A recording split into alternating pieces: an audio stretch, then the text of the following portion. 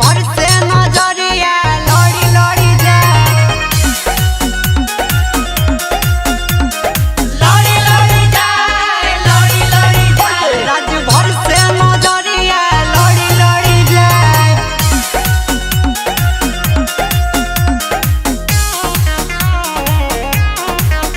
राज भर से नजरिया लड़ी लड़ी जाए।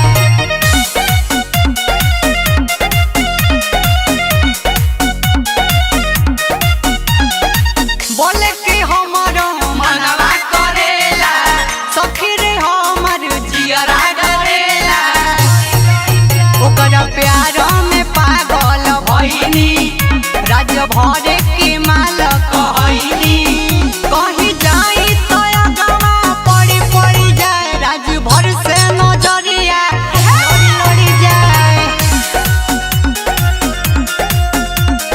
लड़ी लड़ी जाए, लड़ी लड़ी जाए, राज भर से नजरिया लड़ी लड़ी जाए।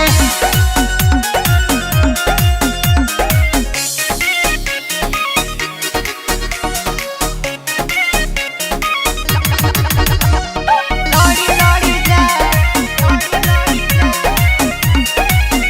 राज भर से नजरिया लड़ी लड़ी जाए। अमन सौरभ प्रदीप सरगम हो, अपन एरिया के हवे दबंग हो, दिलो करे पसखी हो